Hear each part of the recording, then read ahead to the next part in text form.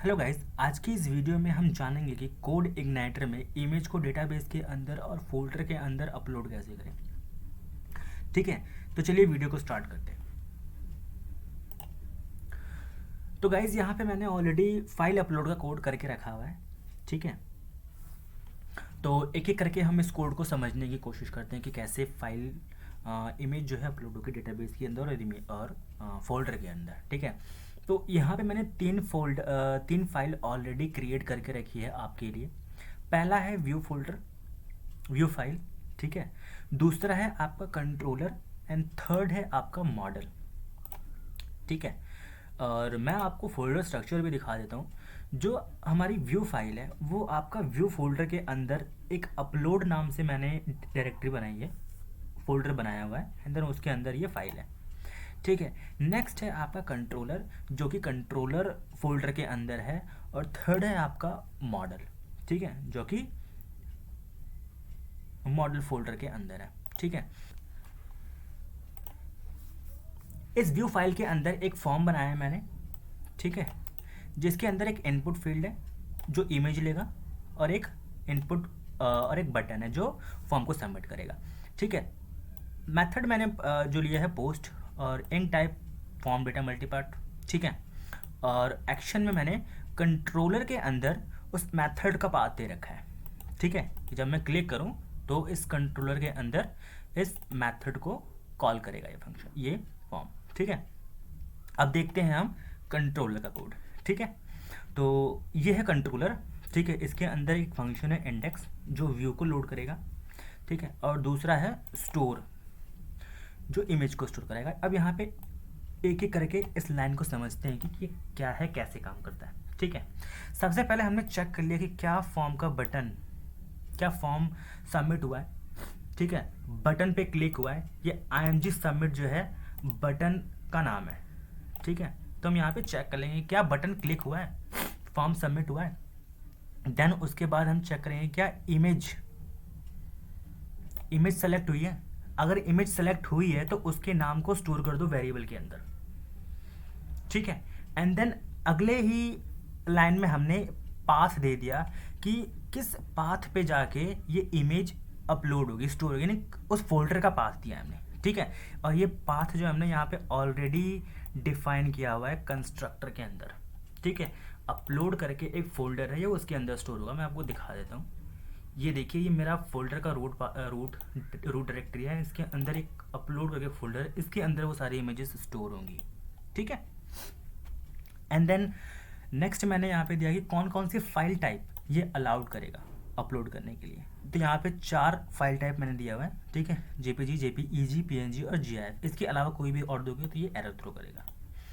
Next line में हमने upload नाम की लाइब्रेरी को लोड किया है, एंड देन इसकी कॉन्फ़िगरेशन को इनिशियलाइज किया है। ठीक है, जितनी भी कॉन्फ़िगरेशन है उसको इनिशियलाइज किया है इस लाइन में। एंड नेक्स्ट ये डू अपलोड करके जो मेथड है, ये प्रीडिफाइंड मेथड है कोड इग्नाइटर के अंदर, जो आपकी इमेज को लेगा और उसको अपलोड कर देगा फोल्डर के अंदर। ठीक है, और यहाँ पे हमने चेक लगाया कि अगर अपलोड कर दिया है, फोल्डर के अंदर अपलोड हो गया है, तो उसका डेटा जो है इसके अंदर स्टोर करवा दो। ठीक है, तो यहाँ पे हमने उसका डेटा स्टोर करवा लिया। ठीक है, उसके नाम को, एंड देन अगले लाइन में हमने यहाँ पे चेक किया एल्स, अगर कोई एरर है तो उसे एरर के अंदर स्टोर करवा दो। नेक्स्ट उसके बाद हमने यहाँ पे कंडीशन लगाया कि अगर एरर एम्प्टी है तो इस लाइन में आओ, मॉडल को लोड करो, उसके अंदर एक स्टोर नाम से मेथड होगा, उसके अंदर इस इमेज डेटा को पास कर दो।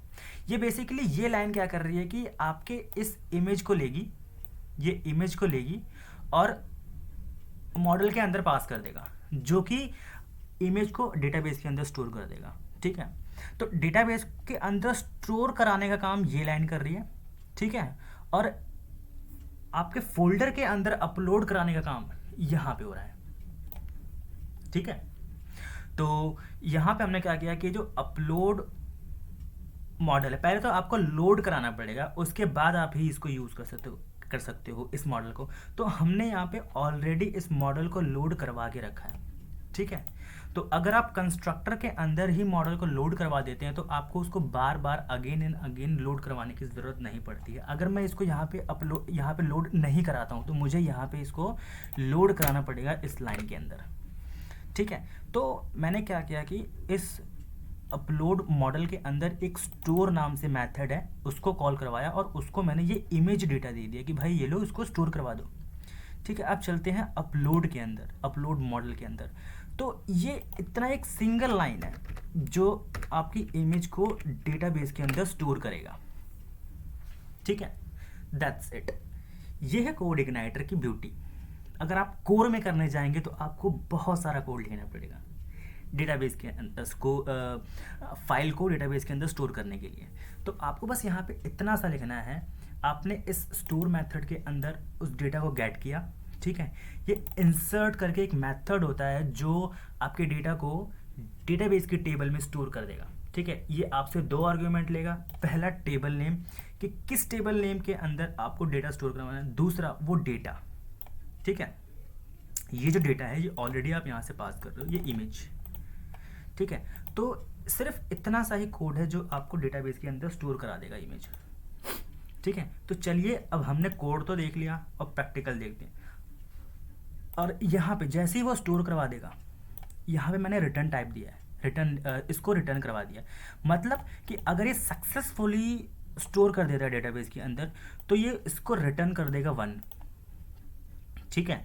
यहाँ पे रिटर्न हो जाएगा 1। मैं आपको एग्जांपल दिखाऊंगा अभी, ठीक है। तो ये यहाँ पे स्टोर कर ये इसके रिजल्ट को गेट करेगा इस वेरिएबल के अंदर और यहाँ पे हम चेक करेंगे क्या इंसर्ट इक्वल 1 है। अगर 1 है तो मैसेज डिस्प्ले करा दो image has been uploaded successfully, अगर नहीं है तो उसको बोल दो कि अपलोड नहीं हुआ सक्सेसफुल। तो ये हम प्रैक्टिकल करके देखते हैं। चलते हैं अपने ब्राउज़र पे। तो ये हमारा प्रोजेक्ट है, इसमें मैं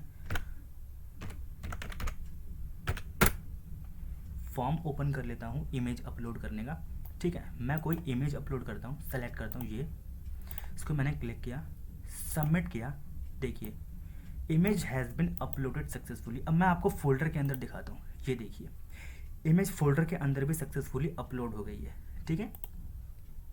और ये डेटाबेस के अंदर अभी देखो यहाँ पे डेटाबेस में कोई इमेज नहीं थी, बट जब मैं इसको रिफ्रेश करूँगा तो ये इमेज यहाँ पे आ चुकी है, ठीक है। तो इस तरीके से कोड इग्नाइटर के अंदर बड़े ही आसानी से इमेज को अपलोड किया जाता है, ठीक है। अब मैं यहाँ पे आपको एक चीज़ दिखाता हूँ कि यहाँ पे मैंने 1 क्यों लिखा, मुझे कैसे पता कि यहाँ पे 1 आएगा, ठीक है। तो अब मैं थोड़ी सी डिबगिंग करके दिखाता हूँ आपको, देखिए। अब मैंने यहाँ पे क्या किया, इसको एको करवा लिया, इस इंसर्ट को मैंने एको करवाया $insert और डाई करा दिया। डाई मतलब इस लाइन का मतलब ये है, डाई का मतलब ये है कि इसके आगे जो है ये फॉर्म कोड एग्जीक्यूट नहीं होगा, यहीं पे ये स्टॉप हो जाएगा, ठीक है। अब मैं दिखाता हूँ कि यहाँ पे मैंने 1 क्यों लिखा, ठीक है। मुझे कैसे पता कि यहाँ पे 1 आएगा, तो मैं आपको दिखाता हूँ अगेन। जैसे मैं ही इसको सबमिट करूँगा अगेन, देखिए यहाँ पे मुझे क्या मिला, 1। मतलब कि मुझे यहाँ से मॉडल से जो रिटर्न हो रहा है वो हो रहा है 1। दैट्स वाई मैंने यहाँ पे ये कंडीशन अप्लाई किया कि अगर इंसर्ट इक्वल 1 मिला है मुझे वहाँ से तो ये मैसेज थ्रो कर दो कि सक्सेसफुली अपलोड हो चुका है, अदरवाइज ये कर दो, ठीक है। तो इतना सा ये एक सिंपल सा कोड था, ठीक है। आई होप आपको समझ में आया होगा ये अच्छे से, ठीक है। तो आज के लिए बस इतना ही। Thanks for watching this video.